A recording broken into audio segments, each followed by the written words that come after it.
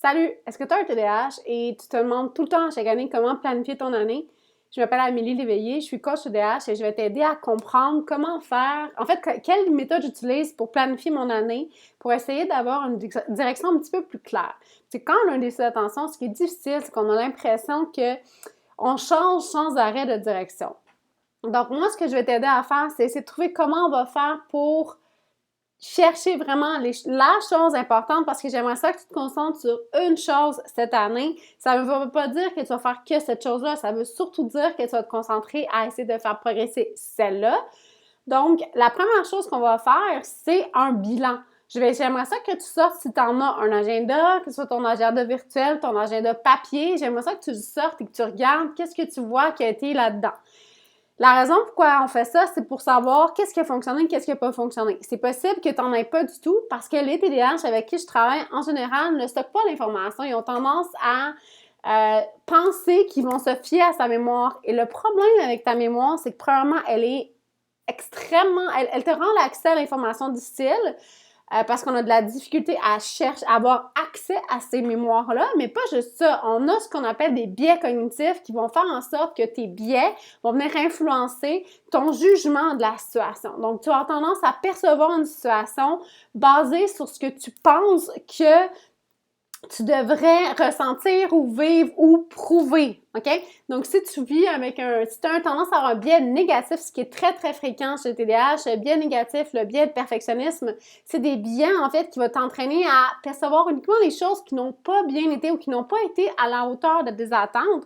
Quand je parle de biais de perfectionniste, c'est aussi le fait qu'on a tellement des attentes irréalistes envers les atteintes de nos objectifs ou la façon que les choses devraient être faites. Ça fait en sorte que on a de la difficulté à être satisfait de quelque chose qu'on a réussi, qui va peut-être avoir été fait de façon un peu différente ou un peu alternative à la façon que tu crois qu'il devrait être faite. Parce que tout ça part en général d'une croyance. On pense que les choses devraient être faites d'une certaine façon, mais c'est pas nécessaire, parce que dans le fond, ce qu'on veut, c'est obtenir un résultat. Avoir un TDAH, c'est accepter qu'il faut que tu changes ta façon de faire. Donc, c'est entre autres accepter que ce qui est important pour toi, on va vouloir le tracker, on va vouloir le suivre, on va vouloir noter l'information, sinon ça va être extrêmement difficile d'avoir un portrait juste et réaliste de la situation. Tu vas avoir tendance à avoir un portrait qui est beaucoup plus sombre, beaucoup plus négatif de ta situation, à cause de ta façon que ton cerveau fonctionne, des biais que tu portes, mais aussi la difficulté d'accéder à tes mémoires. On va avoir tendance à porter, dans le fond, notre cerveau fonctionne en faisant en sorte qu'il va mémoriser ce qu'il considère comme important. Et malheureusement, ce qu'on considère important, généralement, c'est ce qui n'a pas bien été ou ce qui n'a pas fonctionné comme on voulait. Et ça finit par faire en sorte que ça donne l'impression que tout a mal été dans ton année. Ça se peut aussi que tu aies tendance à penser que parce que tu t'es pas conformé à une certaine norme sociale, comme par exemple l'entraînement, on va se penser que si tu ne m'entraînes pas 5 fois par semaine, parce que les spécialistes du conditionnement physique vont dire sur Internet que tu devais être entraîné 5 fois par semaine pendant 1 heure, si tu t'es pas entraîné 5 fois par semaine, 1 heure, ça ne vaut rien. C'est pas vrai. Ça se peut que pour toi, ce qui est réaliste, c'est 3 fois par semaine, 20 minutes. D'ailleurs, la science, si on parle de santé, puis si on parle de l'aspect permettre à ton cerveau de mieux fonctionner, on parle de 20 minutes, 3 à 4 fois par semaine. C'est sûr qu'on va essayer d'aller vers là, presque tous les jours, mais encore là, ça revient en fait que ce qui est important, c'est que tu fasses augmenter tes fréquences cardiaques quelques fois dans ta semaine sur une durée de 20 minutes. OK? On parle pas d'une heure, on parle de 20 minutes. Peut-être même que pour toi, pour l'instant, ça serait 5 à 10 minutes qui est réaliste.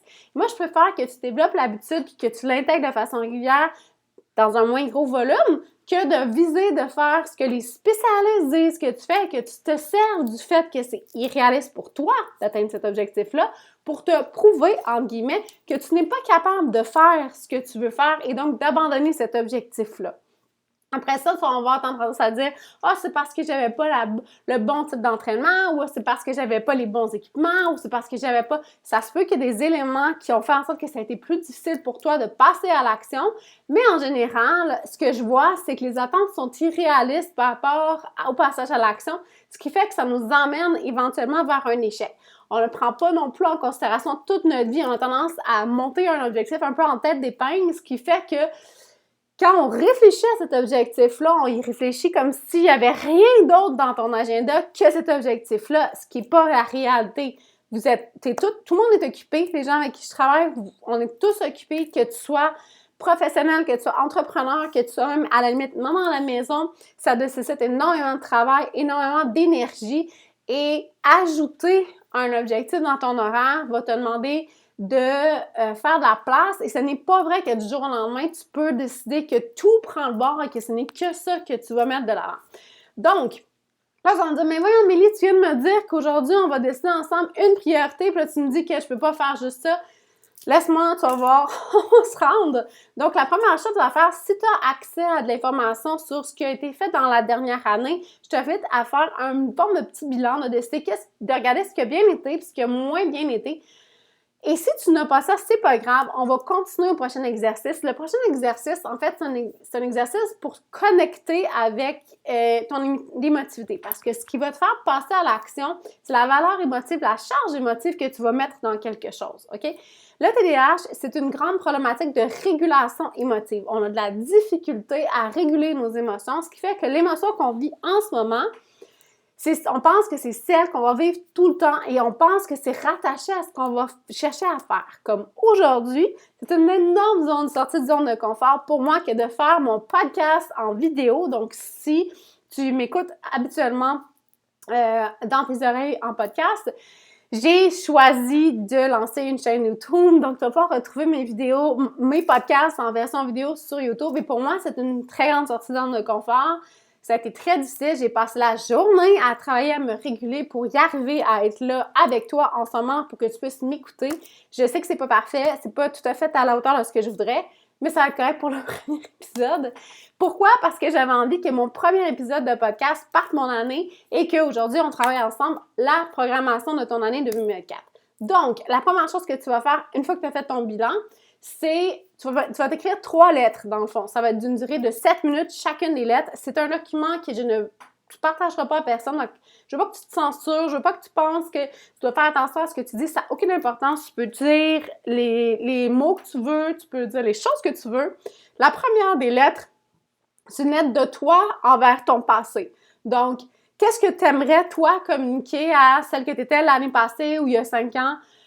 Ou il y a 10 ans, idéalement, j'aimerais ça que tu te connectes avec la personne que tu es en tant qu'adulte et non pas en tant qu'enfant. Tu prends 7 minutes, tu mets une minuterie, c'est très important de mettre la minuterie, et tu vas écrire à toi-même, à ton passé, ce que tu aurais aimé te communiquer, les choses que tu espères qu'elle va faire ou qu'il va faire, les risques que tu aurais aimé peut-être que toi-même tu prennes il y a 5 ans ou il y a quelques années. Donc, j'aimerais, ou peut-être de la rassurer sur ce qui s'en vient. Tu sais, dans le fond, tu es comme au courant de ce que cette personne-là va vivre. Donc, peut-être que ce serait le fun de lui communiquer ces choses-là. Donc, c'est la première chose que je te suggère de faire. Une fois que ça s'est fait, que ça va faire 7 minutes, tu changes et là, tu vas aller vers toi qui parle à ton futur. Donc, imagine-toi dans un an, si tu écoutes ça au début de l'année, dans janvier 2024, je t'invite à penser à toi en 2025. Si tu l'écoutes plus tard cette année, bien, c'est la même chose. Donc, dans un an, dans 365 jours, j'aimerais que tu écrives une lettre à toi. Qu'est-ce que tu aimerais dire à cette personne-là? Qu'est-ce que tu aimerais lui communiquer en termes d'inquiétude, de choses, d'espoir, de choses que tu espères qu'elle va avoir le courage de faire? Donc, toutes ces choses-là, tu vas les écrire dans la deuxième lettre qui va aussi durer 7 minutes. C'est important, on va mettre la minuterie. Au bout de 7 minutes, tu arrêtes et tu vas passer à la troisième partie de cet exercice-là, qui est en réalité le contraire, donc de ton futur à toi aujourd'hui. Cette personne-là qui est dans le futur, tu l'imagines, tu t'imagines que tu es déjà dans le futur et que tu veux écrire à cette personne-là que tu es aujourd'hui. Qu'est-ce que tu aimerais communiquer? Qu'est-ce que tu aimerais que cette personne-là sache que dans le fond, aujourd'hui, ce qui est là aujourd'hui ne sait pas? OK, la raison de ça, c'est pour t'aider à rentrer en contact avec l'aspect émotif de ton futur. C'est difficile pour tout humain, TDAH ou pas, d'accorder de la valeur émotive au futur, au sens que la valeur de l'émotion que tu vis aujourd'hui est toujours beaucoup plus importante que la valeur que tu penses avoir plus tard. en ce moment, ça me tente pas, c'était difficile pour moi, pas que ça me tente pas, c'est difficile pour moi de faire le vidéo que je suis en train de faire avec toi. Et je pense à tort que dans le futur, ça va être plus facile ou que je vais vivre moins d'émotions un peu plus difficiles à vivre face à ça, mais c'est pas vrai. Probablement que ça va toujours rester une sortie de zone de confort, avoir un certain stress face à ça, et c'est correct. Donc, qu'est-ce que tu aimerais communiquer à cette personne-là? Et la raison de ça, c'est parce que je veux t'aider à entrer en contact avec cette personne-là que tu aimerais. J'aimerais idéalement que tu penses à quelqu'un, à toi-même de façon réaliste d'ici un an. Qu'est-ce que tu penses que tu vas pouvoir avoir accompli dans la réalité que tu vis présentement? OK? Donc, une fois que ça c'est fait, cet exercice-là est uniquement à toi. Il te sert à toi à définir un peu ce qu'on va faire avec ton futur, avec ce qui s'en vient pour la prochaine année. Donc, maintenant que ça est fait, tu as fait ton bilan, tu as fait ton bilan plus positif, tu as fait ton bilan plus négatif, des choses qui ont moins bien été, tu as écrit ces lettres-là. Là, maintenant, on va se concentrer sur une stratégie en 4 portions. Donc, la première portion, ça va être ta priorité. Qu'est-ce que tu aimerais définir qui est ta priorité absolue pour l'année? Je vais t'inviter à considérer des questions par rapport à cette priorité-là. Donc, ce que j'aimerais, c'est que tu commences par écrire sur ton papier. Et en passant, je te conseille fortement de faire cet exercice-là avec du papier et des crayons. Pourquoi? Parce qu'on sait qu'au niveau de la science, l'impact sur ton cerveau d'écrire à la main est beaucoup plus important que de le taper à l'ordinateur. Donc, je te conseille fortement de le faire sur papier-crayon. Si tu ne peux pas, c'est pas grave, fais-le avec ton ordinateur, mais je te suggère vraiment de le faire old style. Donc, première chose, dépose sur papier toutes les choses que tu aimerais que soient tes priorités. Tu vas peut-être en avoir 10, 15, 20, c'est pas vraiment grave. Là, ce que je veux, c'est que tu donnes un certain temps, peut-être 5 minutes, je pense que ça devrait être assez, pour écrire toutes tes priorités. Ensuite, tu vas regarder est-ce qu'il y en a qui se recoupent ou qui se regroupent dans une certaine catégorie. Par exemple, peut-être que toi, ton objectif d'augmenter ta souplesse et d'augmenter ton cardiovasculaire. Donc, on va mettre ça dans la catégorie santé globale, entraînement. C'est pas vraiment important le nom qu'on y met, mais ça va être dans la même catégorie. Ensuite, on va essayer de regrouper ça. Et là, ce que j'aimerais que tu te poses comme question, c'est dans toutes ces options-là, laquelle qui a le plus d'impact sur les autres? Laquelle tu penses qui va t'amener à faire progresser les autres? Parce que quand je te parle de faire progresser, c'est sûr que si tu fais un objectif, il va découler sur d'autres objectifs. Par exemple, si toi, tu es entrepreneur et que tu as un objectif d'augmenter ton revenu annuel, augmenter ton revenu annuel va avoir des impacts sur d'autres choses. Tu peux peut-être prioriser sur l'augmentation de ton revenu, mais ce revenu-là va te permettre de soit acquérir des choses, soit faire croître, embaucher, soit redonner faire des dons à des gens. Donc, peu importe ce que tu veux faire avec ça, ça se peut que ce revenu-là t'aide à faire d'autres choses qui sont dans tes priorités. Donc, je t'inviterai à choisir cette priorité-là qui va t'aider à venir un peu toucher un peu plein d'aspects de ta vie. OK? Donc, une seule priorité. Si je prends toujours l'exemple de l'entrepreneuriat, ça va être extrêmement difficile que tu fasses. Si tu as plusieurs façons de fonctionner dans ton entreprise, ça va être difficile qu'on priorise tous les aspects d'un seul coup. Donc, c'est soit qu'on va vouloir aller faire une augmentation des revenus, soit qu'on va vouloir, par exemple, améliorer ta visibilité sur le web, soit que je ne sais pas quelles vont être tes priorités, mais je te dirais que dans mon cas, moi, cette année, une de mes priorités, c'est effectivement d'augmenter mon revenu. C'est ma priorité en réalité. Et la façon que je vais faire ça, en fait, c'est en ayant plus de clients dans mon horaire. Donc, je vais développer mes stratégies en fonction de ma priorité. Et donc, c'est pas le moment pour moi, par exemple, de chercher à écrire un livre. J'ai pas vraiment l'objectif d'écrire un livre, mais c'est pas le moment en ce moment pour moi de faire ça parce que ça me focaliserait beaucoup trop de mon énergie sur cette chose-là, alors que dans la réalité, ce que j'aimerais faire, c'est augmenter mon revenu. Pourquoi? Parce que ça va me permettre d'embaucher, ça va me permettre de sous-contracter certaines de mes tâches que je trouve pas toujours faciles à faire. Et je le fais déjà, mais j'aimerais ça de le faire un petit peu plus. Ça va me permettre aussi de voyager, ce que j'adore faire. Ça va me permettre aussi d'améliorer mon environnement physique. Donc, c'est vraiment pour moi un impact extrêmement positif que d'augmenter mon revenu. Donc, c'est ma priorité numéro 1 pour moi. Ensuite, j'aimerais ça qu'avec cette priorité-là, tu vas définir 4 mini-objectifs. Donc, 4 petits objectifs qui vont supporter cette priorité-là. Pourquoi 4? Pourquoi pas 8 ou 10 ou 12? Parce que 4, je pense que c'est réaliste dans la réalité où quand on a un déficit d'attention, c'est difficile de garder le focus, c'est difficile aussi de maintenir l'attention sur quelque chose sur le long terme. J'aimerais que tu me définisses uniquement 4 mini-objectifs et que tu t'expliques clairement comment tu vas définir que cet objectif-là est atteint. Tu peux utiliser la stratégie SMART, tu peux utiliser la stratégie ABC. Dans le fond, ce qui est important, c'est qu'elle soit quantifiable et mesurable. Ce sont tous la même affaire. Mais en fait, ce qu'on veut, c'est que j'aimerais ça, si on était en coaching ensemble, que tu puisses me dire, OK, Amini, moi, ce que je veux, c'est atteindre 10 000 de revenus par mois, par exemple. OK? Ou d'avoir quelque chose qui est quantifiable.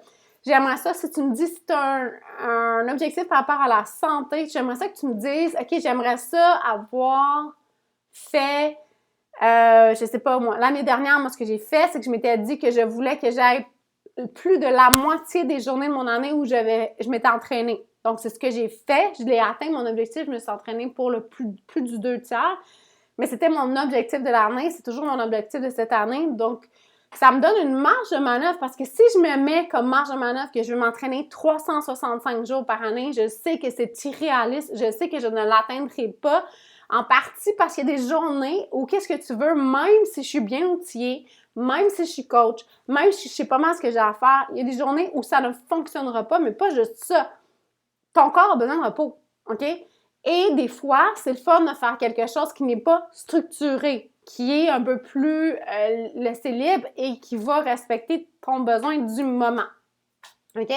Donc, j'aimerais ça que tu me définisses 4 mini-objectifs qui ont rapport avec ta priorité. Donc, si tu as l'objectif, par exemple, d'augmenter ton revenu, bien, peut-être que le premier objectif, ça serait quelle stratégie tu veux mettre en place pour augmenter ta visibilité. Peut-être que c'est avec ça que tu vas vouloir travailler. J'aimerais ça que tu prennes le temps aussi de considérer non seulement qu'il faut que ça soit mesurable et quantifiable, mais en plus, il faut que ça soit maintenant dans le temps. OK? Parce qu'il y a des bonnes chances que chacun de ces objectifs-là se construisent l'un sur l'autre. Par exemple, dans le cas où moi, je veux augmenter mon revenu, veux pas, je peux pas dire que je vais me concentrer sur ma visibilité pour les 3 premiers mois, puis après ça, j'arrête complètement toutes mes activités de visibilité. Je vais devoir continuer à en avoir, continuer sur le long terme, comme pour le podcast. Donc, il faut que je me fixe un objectif qui est réaliste et atteignable, sinon, c'est absolument pas maintenant dans le temps. Je ne serai pas là dans 6 mois, 1 an à continuer à faire des choses. Si je me fixe l'objectif de faire une vidéo par jour, je sais que je ne le ferai pas. Donc, il faut que ça soit réaliste dans le temps, il faut que ça soit mesurable et quantifiable, il faut que tu sois capable de me verbaliser exactement. Et si tu as tendance à me parler de ressenti, ce qui est très fréquent, j'entends souvent ça, les gens vont me dire « je veux me sentir satisfait, je veux me sentir fière ».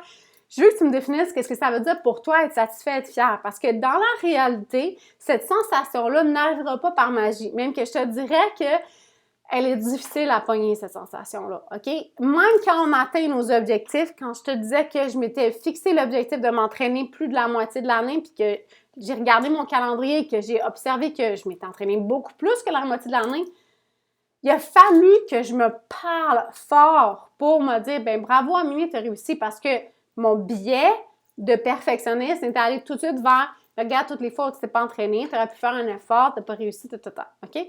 Mais dans le fond, mon objectif de départ, c'était pas de faire 365 jours. Mon objectif de départ, c'était de m'entraîner plus de la moitié des jours d'année. Donc, techniquement, une journée sur 2. Puis ça n'a pas donné ça parce qu'il y a une variabilité qui est normale avec le TDAH.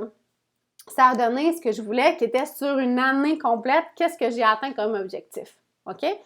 Donc, ça, c'est pour ce qui est des mini-objectifs. Ensuite, 4 mini-aventures. OK?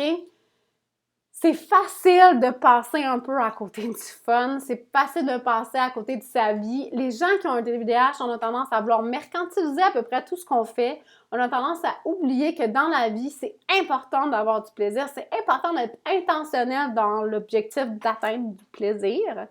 Et je t'invite à programmer ou en tout cas à planifier, à réfléchir. Pas planifier parce que je comprends que tu peux pas nécessairement planifier les 4 aujourd'hui, mais à réfléchir à 4 choses que tu aimerais faire dans ton année. Ça n'a pas besoin de coûter de l'argent ou ça peut être très peu dispendieux. Ça n'a pas besoin d'être compliqué. Ça n'a pas besoin d'être un gros voyage. J'aimerais juste ça que tu penses à 4 aventures. Peut-être que pour toi, ça serait... moi, je suis une fan de paddleboard, fait que peut-être pour toi, ça serait d'aller faire du paddleboard dans un lac que tu n'as jamais été jusqu'à maintenant. Peut-être que pour toi, ça serait d'aller faire une randonnée sur une montagne où tu n'as jamais été. Et oui, vous voyez que je suis une sportive. J'aime ça faire certaines activités sportives. Peut-être que ça serait d'aller manger dans un restaurant où tu n'es jamais allé. Peut-être que ça serait d'aller faire du camping avec tes enfants alors que tu ne l'as jamais fait. Peut-être que c'est d'aller faire une activité, je sais pas moi, d'aller au musée si c'est quelque chose que tu vas jamais mais que tu aimes faire. Donc, qu'est-ce que tu aimerais faire qui est fait uniquement, purement pour le plaisir? C'est important. Il faut que ça soit quelque chose dont tu vas être content, qui va marquer un peu ton année puis que tu vas pouvoir dire « Ah oui, c'est vrai, en 2024, j'ai fait ça, j'ai fait ça, j'ai fait ça, j'ai fait ça. » Ça va t'aider à garder une certaine forme de souvenir de cette année-là qui a un minimum de positif, OK, dans ton année. Donc, c'est super important d'avoir ce genre de choses-là. Si tu trouves que 4, c'est trop, tu peux baisser, mais j'aimerais ça qu'il y en ait un minimum de 2. Pourquoi? Comme je te dis, c'est facile que le temps s'écoule, que le temps avance et qu'on perde un peu le contact avec, pas la réalité, je veux pas dire que tu perds le contact avec la réalité, mais on perd le contrôle sur le temps. Le TDAH, c'est aussi avoir une difficulté de perception du temps et on a souvent l'impression soit que quelque chose, ça fait vraiment pas longtemps qu'on l'a vécu ou que ça fait déjà trop longtemps qu'on l'a vécu, donc on a de la difficulté à percevoir le temps, ce qui va faire en sorte que ça se peut que, par exemple, tu n'as pas vu tes amis depuis 2, 3, 4, 5 ans, et pourtant, tu as l'impression que ça fait pas si longtemps que ça, mais dans la réalité, si tu avais accès à ton agenda ou à ta mémoire pour vrai, tu réaliserais que ça fait vraiment longtemps.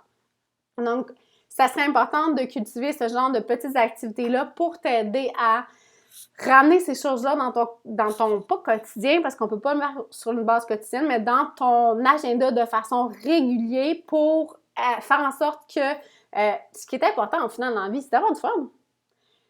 Donc, ce qui m'amène à la quatrième chose, donc la quatrième chose dans ma stratégie qui est 4 habitudes. J'aimerais ça que tu réfléchisses à 4 habitudes que tu veux développer, une par trimestre dans le fond. Une habitude que tu vas implanter de janvier à mars, une que tu vas implanter de mars à juin, ensuite de juillet à septembre, faire en septembre, ensuite d'octobre à décembre, OK? Donc, tu comprends le principe, 4 petites habitudes. Ça n'a pas besoin d'être des habitudes vraiment très compliquées. J'aimerais ça soit des habitudes vraiment le plus simple possible, mais c'est des habitudes qui vont supporter tes habitudes de vie, donc d'avoir des meilleures habitudes de vie dans le but d'atteindre ton objectif. Pourquoi? Parce que le TDAH, le cerveau TDAH, c'est un cerveau qui est affecté énormément par tes habitudes de vie. Donc, si tu as un sommeil de mauvaise qualité, si tu ne bouges pas suffisamment, si ton alimentation est complètement éclatée, si tu consommes énormément d'alcool ou que tu consommes beaucoup de drogues ou de substances addictives, si tu as tendance à avoir des comportements addictifs, ça va venir affecter le fonctionnement de ton cerveau et ça va faire en sorte que ça va être plus difficile de réussir à atteindre tes objectifs. OK? Donc, on pourrait peut-être essayer de designer des toutes petites habitudes. Ça peut être de boire 2 verres d'eau par jour, un matin et un l'après-midi. Comment on va faire pour l'implanter? Donc, j'aimerais que tu me verbalises des habitudes, 4 petites habitudes, vraiment des habitudes simples. Et là, tu vas m'expliquer quand, comment, pourquoi et comment vas-tu t'en rappeler. OK? C'est super important parce que dans la réalité, ton cerveau, il va l'oublier. OK? Il va oublier pourquoi le faire, il va oublier comment le faire, puis il va oublier quand le faire, puis il va avoir tendance à arrêter de le faire. Le but d'une habitude, c'est de développer un automatisme.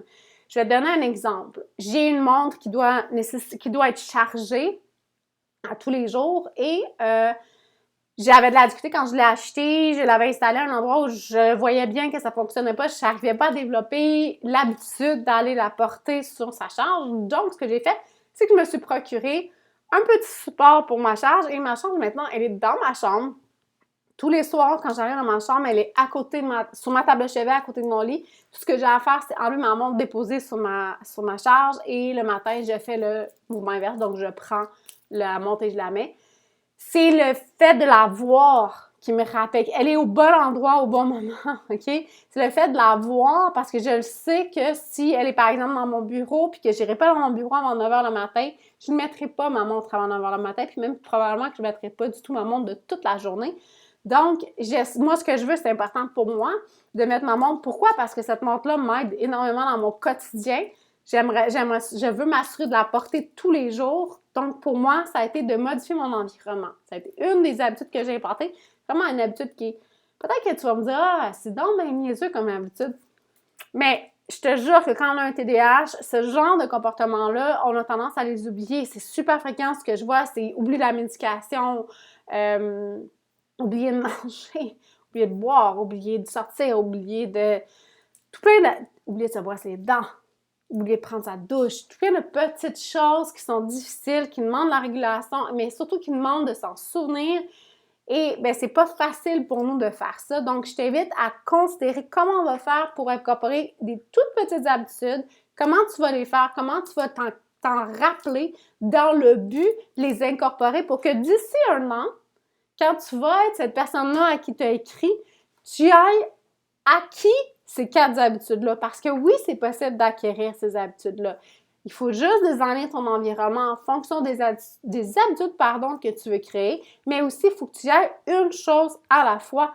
Ce qui est facile en début d'année, surtout, tu sais, il y a comme la tradition des résolutions, mais aussi tu vas te faire envahir par un nombre calculable de gens qui veulent te vendre quelque chose et qui te disent que ça, c'est leur solution miracle pour te la faire. Dans la réalité, implanter des habitudes, ça prend du temps, mais pas du temps en termes d'investissement quotidien, c'est du temps en termes de durée sur le calendrier. Ça va prendre un minimum de 90 jours à implanter une habitude. On parle même plus de 120 jours.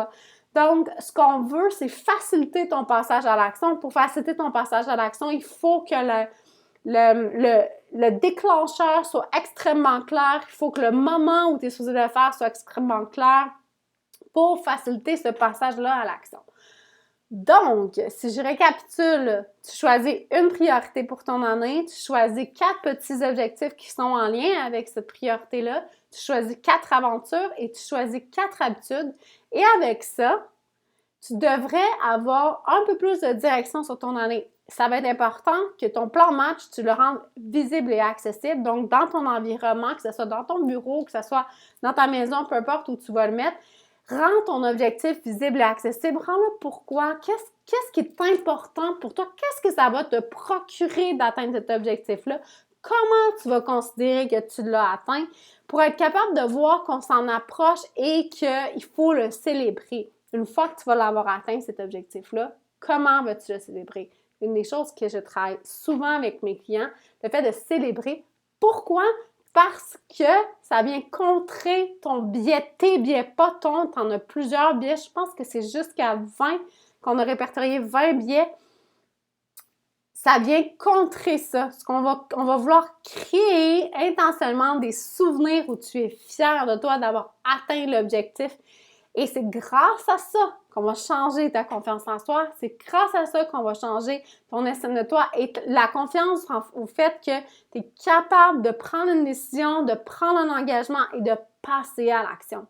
Donc, si tu as des questions pour moi, gêne-toi pas, tu venais me rejoindre sur mon site amelieleveillé.com.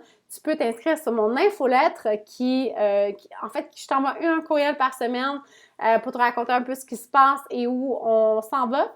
Et si tu as aimé cette vidéo-là, je t'invite à le partager. Si tu as aimé mon podcast, je t'invite à partager, à me laisser des commentaires, à me laisser une évaluation. Ça m'aide énormément à faire connaître ma chaîne. Ça m'aide énormément à rejoindre d'autres gens comme toi qui vivent avec un TDAH ou qui vivent avec des symptômes qui s'y apparentent et qui aimeraient comprendre comment mieux fonctionner avec leur cerveau.